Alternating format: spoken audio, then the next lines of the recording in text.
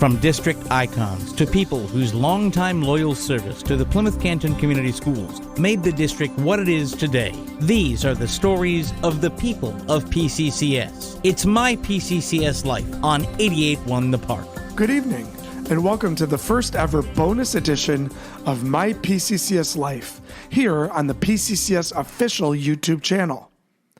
I'm Nick Brandon, and it's time for the second half of our chat with Sharon Belobraidich, whose service across 5 decades left a legacy of excellence in teaching in our district and made an impact in the lives of thousands of students.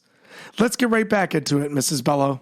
So stretching across 5 decades, the ability to collect a common theme of colleagues would be difficult because you just had so many. I don't even know how many principals you worked for, but the number's got to be Well, I worked crazy. with Carol Nichols for a long time, 16 years, because I had to talk about my favorite bosses and things like that in my book when I wrote it. And before that, it was Earl Gibson. And then I had one principal up in Lansing when I was there, and then Shirley Spaniel. And then when I went to Hoban, I had Bill Pearson and Joyce Darren. So it's fewer than I would have guessed. Yeah, You had some longevity. Some long periods of time. What did that do for you as a teacher? That must have been nice to have that consistency. Yeah, especially if you like the person. Yes. I mean, especially not like is the wrong word. If you respect the person as a principal. And Carol Nichols was phenomenal. The reason he was phenomenal was because he didn't think he was better than the rest of us because he was the principal. He was part of the team that worked for kids. And that's what I looked for in a principal. I didn't care how many steps you wanted to take till you got to be superintendent. Didn't bother me one bit. I don't care about that. But when I saw somebody that felt about kids like I did, he'd say to me, if you want to try that, go ahead and try it. But if it doesn't work, come back and tell me, will you? And I'd say, yeah, I'll let you know. And so that when I went in the next time, I found something else I want to try. He didn't say, now, do you remember when you tried something? And never. It was always, go ahead and try it, but let me know how it works out. Did you ever consider making that leap into administration? Was that, I mean, you were such a born teacher. You just belonged in the classroom. But did you ever think about that? He was the one that asked me to be a principal. And I said, I really would have a hard time with that. I love little kids so much and being part of their growth and their maturation and that. I said, I don't think so. What stands out in your memories with your teaching colleagues? Patty Haas. Tell me about Patty Haas. Patty Haas was a first grade teacher and I was second grade, and we were the only young teachers besides the art teacher, and Patty and I were the only young teachers at Burt. And I mean young, and I'm talking about like a 40-year difference between. There were a lot of old teachers. Betsy Sheldon was a person who was a model for me. Betsy Sheldon was a great teacher. And I didn't get to know the people on the end. And I was just so grateful to have, a room of my own. Did you shift at some point from being the teacher who had mentors to that mentor? And did you work with young teachers and help them develop their craft? Depended on their attitude. If their first thought when they walked in the building in the day were the kids, I loved working with them. But if it wasn't, I just kind of kept a space. Because that would be my first question. If I was a principal and was going to hire somebody, the first question I would say is, tell me about a rainy Friday with first graders. Yes. If you can tolerate rainy Fridays, you can tolerate anything. What grades did you teach across First and all these second. stuff? Just first and second? Never went above Sometimes second? together. Many Yes. times I had splits. Well, I didn't call them. I called them combinations. I didn't call them splits. I loved a combination room because my kids didn't have assigned seats. They took their stuff out of the cubby and then they went and found a seat, because by the time you got done trying to pair them up with their buddies, they weren't buddies anymore. They changed by the next day. I used to drive myself crazy doing the friend thing, where you put them Yes. I'd spend more time doing the friend thing than it took them to find a new friend. And so I decided that didn't work very well. They had cubbies, and they found wherever they wanted to sit. And when you have a combination room, I had rules, had to be second graders and first graders. They couldn't be exclusive. They had to be inclusive. And that way, they learned from the second graders learned from the first graders. I'll never forget my little Renee. She could do everything else, but she could not take away. Of course, that's what she called it. Subtraction was just mind-boggling for her. I gave them their math packets every morning. They got what they were working on. And so she came up to me one day and she said, would you care if I just worked on math today? Because I really think that maybe if I did that, I could do takeaways. I said, Sounds good to me. I said, so after the first page, come and show me so I make sure you're doing it right. I don't want you to do a whole packet of incorrect things. She came up. First page was perfect. I said, go for it. She came up at the end of the day. I'll never forget it. She slapped me 5 as she went out the door. She said, I got takeaways. You don't have to worry anymore, Mrs. Miller. And that was right, because I did worry about it, because she was bright. And it was just kind of like a mind blockage, and that happens with kids. No matter how you try to prepare them, we're going to do something new today.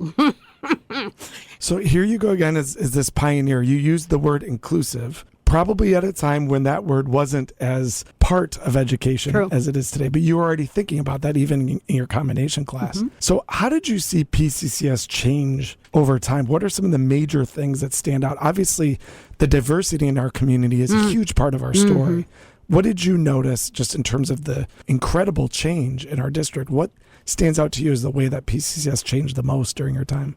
Probably, and this happens everywhere, is the amount of parent control. Controlling children at home. I'm not saying that's not good or bad, but when you're trying to take away every possible bad thing that could happen to your kid, bad things had to happen. And I'm not saying horrible things. I'm just saying you need to know that it can go one way, and if I do something else, I can make it not do that. But you have to have experience doing that or you don't get it.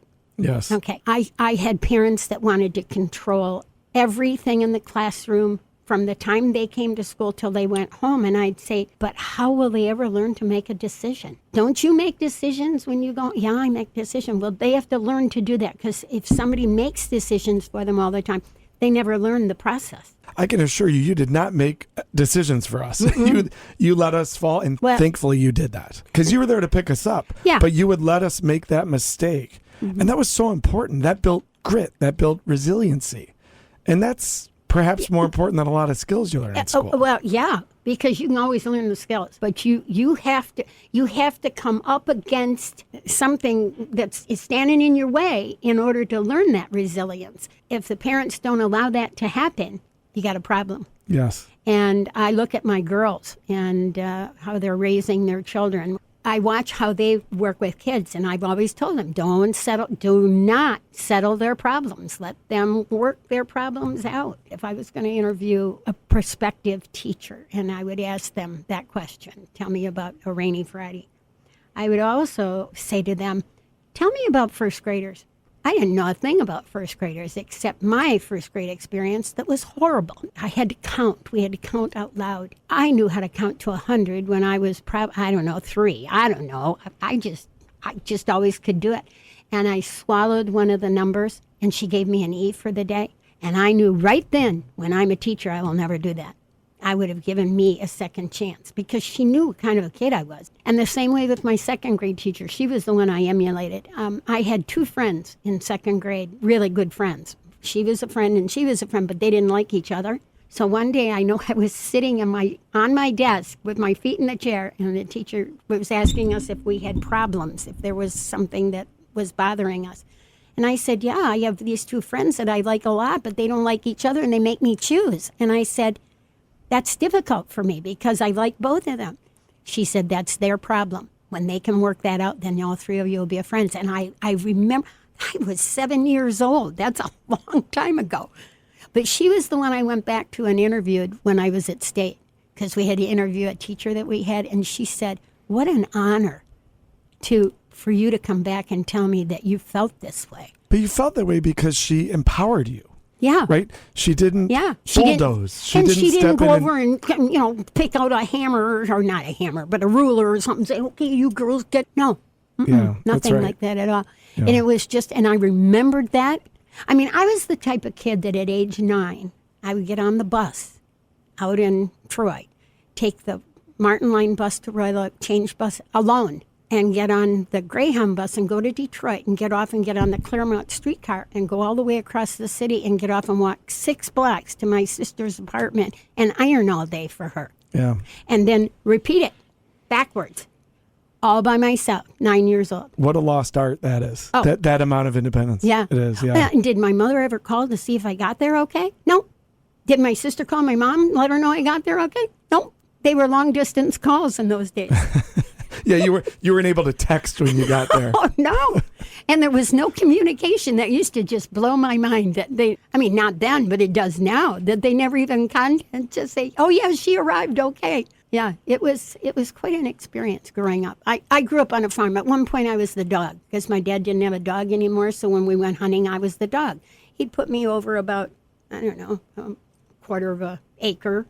And he showed me how to go through the weeds that were so tall and push them aside so I could get through. I was about 5. And then I'd scare up the birds and he'd shoot them over my head. Now, he'd go to jail if he did that to me. Yes. But I got to spend time with my dad. He worked afternoons. So in the morning we went hunting.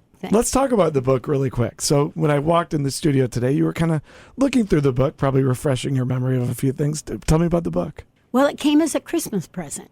I had been talking about writing a book for a long time. And I'd start out, I was born, blah, blah, blah, blah. This is so boring. I wouldn't read it. And I can't imagine having to write it. So I put it away. And then a year later, I'd say to my girls, I got to write. The only reason I felt compelled to write was that my grandchildren know nothing about my life growing up.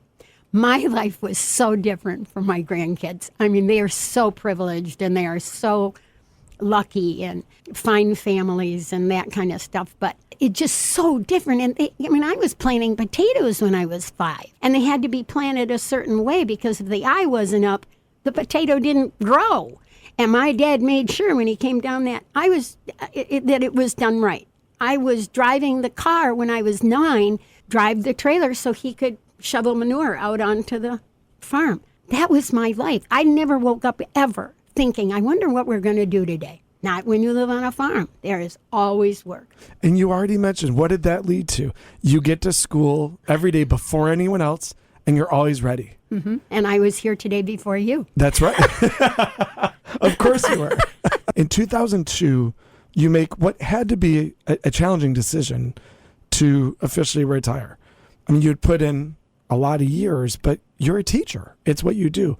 But what amazes me is that even though you retired, air quotes, from teaching that year, you've continued with not only teaching in a number of ways, but serving the community. Mm-hmm. You talk about your time with the Historical Museum, your contributions to the Educational Excellence Foundation, the drama thing. I mean, you're still heavily involved. Mm-hmm. The decision must have been challenging, but what has led to this continuation of you not only staying right here, but contributing to the community in the ways that you have? My feeling is if everybody gave back, there'd be no need. So maybe I'm a role model for that. People say to me, God, do you ever just stop and do nothing? I said, rarely. As I get older, it's sometimes harder to do as much as I do, but there are special things that I care about, and I just feel that I need to do that. People in my book, when I had to talk about people that I admire, Eleanor Roosevelt always said, do something every day that scares you. I try to do that. And it's hard to find things that scare me, but... Especially after teaching first graders and second graders for so long. Yeah. Winston Churchill, I think, said, you make a living by working, and that's how you make your living. You make a life by giving.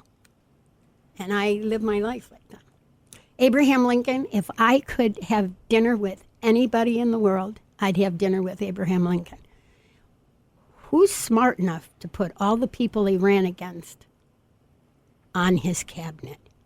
We don't have that kind of bravery today. That's bravery.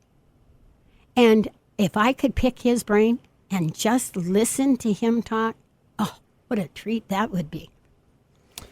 Well, the treat is ours for getting a chance to listen to you talk. From one history buff to another, your impact on the history of PCCS is significant. And as a school community, we cannot thank you enough for everything that you've done. I do want to ask you the same question we'll ask everybody at the end of this program. Why PCCS? And why was PCCS right for you? Because it was perfect. It was where I lived. And a lot of people say you don't live in the community where you don't teach in the community where you live. I don't agree with that. If you let it affect your teaching, like even when I lived in the neighborhood where I taught, I didn't treat the children that lived on my block any differently than I treated the children who lived, a mile away. Yes. I had some teachers that were awful, horrible, terrible. And I thought, when I'm a teacher, I will never be like you. I'm not an auditory learner at all. I don't learn anything this way. I had a teacher that gave all of her exams in world history auditorily. So when she was on question 8, I was back trying to figure out question 3. And I missed 4, 5, 6, and 7. Do you think she would let me look at the questions? I didn't want to see the answers. I just wanted to see it and read it for myself so I could get it. And they didn't even know what that meant. I knew I was that learner rather than auditory. I don't learn that way. But what's remarkable and what made you great was you absorbed all of this, all of these experiences that you had when you were a student, and you put that into your teaching. You used what worked, and you got away from what didn't work. Yeah. And that's what made you great. I used to leave the building and be thinking, what did I do today that I could have changed and it would have been better? My husband would look at me and he'd say, are you thinking about your kids at school? And I'd go, maybe. 1 or 2. But he said, he'd leave in the morning and he'd be bouncing. He bounced like you bounce. You make me think of him a lot. And I'd say, where are you going today? Because I know he was going someplace. I'm going to Manistee River to test the water quality. And I said, and you're bouncing? Aren't there going to be snakes in the water that are biting your boots and all that? And he said, oh, yeah, but they won't hurt me. That was how he felt about geology, was like I felt about teaching. So we understood each other. Yeah, it was just too short. And we understood you. Sharon Belobraidich, or should I say Mrs. Bello, thanks for joining us today on My P-CCS Life. Well, thank you for having me. It's been a wonderful opportunity for me to connect with some of my memories. It certainly has. Thank you very much. I'm Nick Brandon, and you've been listening to a bonus edition of My P-CCS Life here on the P-CCS official YouTube channel with longtime P-CCS teacher Sharon Belobraidich. My P-CCS Life airs live on 881 The Park the first Friday of every month. You can find past episodes of the program on the podcast page of 881thepark.com and right here on the PCCS official YouTube channel. Don't forget to subscribe to the YouTube channel, PCCS Official, right now so you can get notifications when new LPT&3 podcast episodes, district announcements, and My PCCS Life episodes become available. Thanks for being with us, and good evening.